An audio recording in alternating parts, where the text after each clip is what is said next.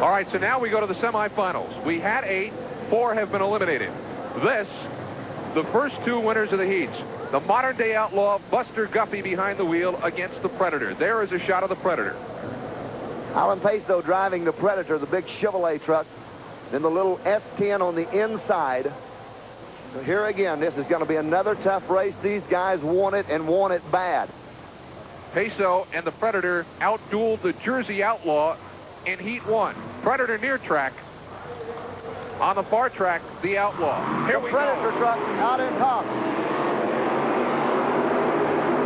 Predator truck with a good two-truck lead as they make the turn. This truck set up to work and work hard. Planetary's on all 4 corners, weighing about 14,000. He swings for the cars. It's closer than we thought. The Predator's really going to have to go for it to pull it out. He's going to pull it out right on the end. He's got it. He's got it, and like the Heat before, he won it on the turn. He made a wide turn, but not quite wide enough to allow the Outlaw to make up ground. That was Predator's race, start to finish, wasn't it, Mike?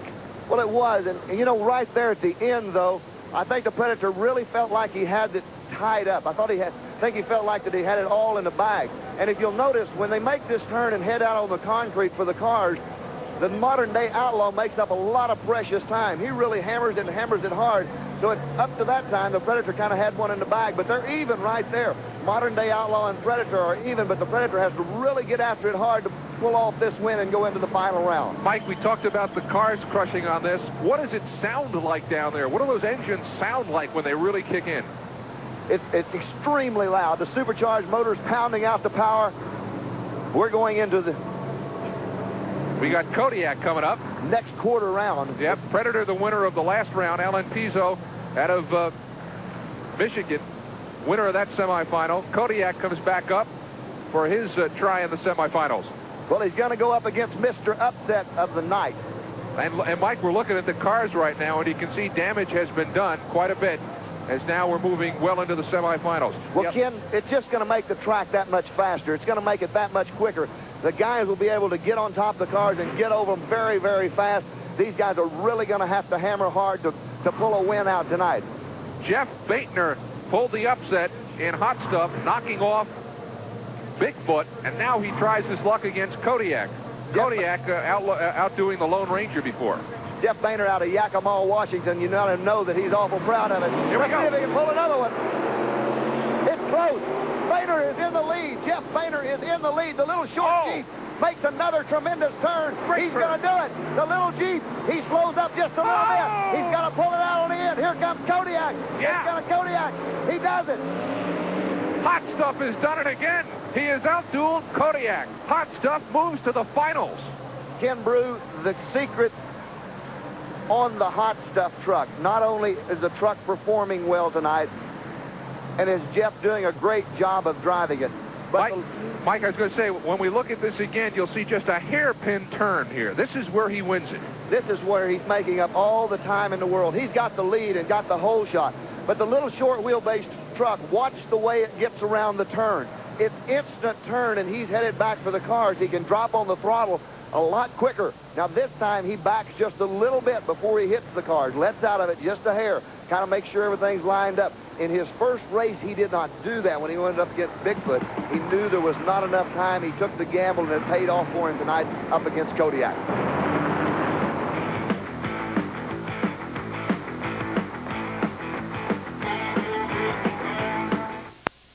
Here in the monster truck competition. And there you see a real good look at Hot Stuff. Smaller cab size, real tight turning radius, and that's been the difference for this monster truck in this competition tonight. I would have to say that Jeff has definitely an upper hand at the current time. The competitor that he was going to face in the final round, we saw a lot of heat coming out of the vehicle as it pulled into the pit area. So it's got to be building some heat inside the motor. Right now, Jeff's Hot Stuff truck shows no problems at all.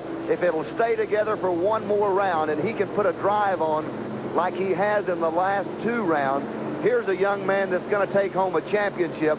He's going to be considered an underdog coming in here, but when he finishes up tonight, he's going to be considered a champion, whether he wins this last round or not, Ken. Let me just make one interesting observation.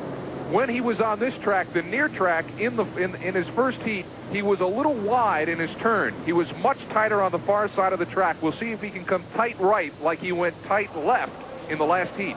Ken, I think he's going to be able to do it. I think in that second heat, he kind of mastered what it was going to take to make the truck work in these turns, to get lined up and for the straight shot. He's got a good set of cars that he's going over, and he's really going to have to mash the throttle real hard. The Predator has shown a lot of hole shot.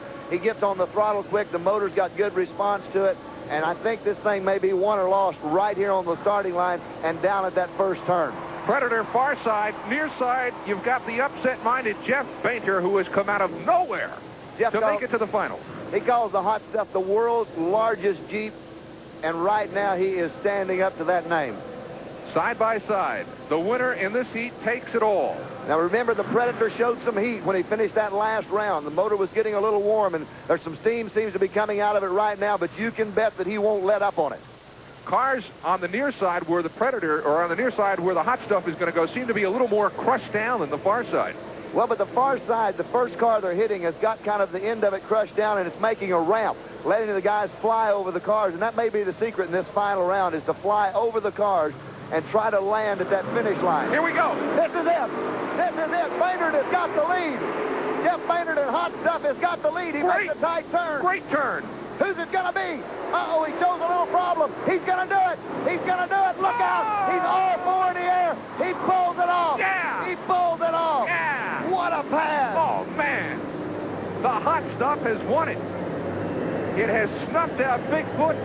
It has taken care of the Predator. It goes home with the booty tonight. Mike, it's the hairpin turns. That's what's winning it tonight for Hot Stuff. Well, he jumped him out of the hole about a car length, maybe two right there at the turn. But watch him when he comes in. He swings real close to the cone, just about as close as you can get. When he does that, he's immediately on the throttle and just wide open. Jeff knows that he's got it. He sees the Predator take a little breath over on the far side, and Jeff really goes for the gold. Outstanding job. Young man gets all four in the air and lands, just trucking right out the end for Hot Stuff. All right, let's go down trackside to the hero. Jeff Bainter standing by with Mike Gallaway. Mike? Jeff, it's got to be your night. Yeah, it is. Things have been going real good for us tonight. What was the secret tonight? Was it the hole shot or was it the tight turn? It was both. It was staying on the gas a little bit longer into that corner and then making a good clean turn, I think was the key to it all. Well, Jeff, this was your first round, and this is the one that you thought would be the toughest. Tell us what's going on right now. I know I've got to just really stay on it hard down the straightaway and just hope that I can make a clean turn. At this point, I thought we were still side by side. It was real close. Did you know you were in the lead at all? No, I didn't. I never had time to really look to see where he was. You do that, you're going to make a driving mistake, and he'll get you. But look at this turn. You think this is the big key? It is. The shorter wheelbase makes it a little easier for me to turn. It's a little harder to jump the cars, but I do have an advantage in the turn. Well, let's watch it when it jumps the cars, and then when it lands. I don't know whether you realize this, how hard it landed, but a good jump. Got real sideways there off to one side. The cars were really smashed on one side. I didn't mean to clear the cars. I wanted to land on the cars so that I didn't break anything, but it looks like we cleared them with the front tires. Well, Jeff, no matter how you did it in style. A tremendous victory. There it is, bouncing up at the end. Congratulations once again for a championship. Well, what an ending to what a night. Well, the Budweiser U.S. Hot Rod Truck and Tractor Pull Winter Championships, featuring the Battle of the Monster Trucks, has been brought to you by Budweiser, the king of beers and proud sponsor of the 1988 U.S. Olympic team. For all you do,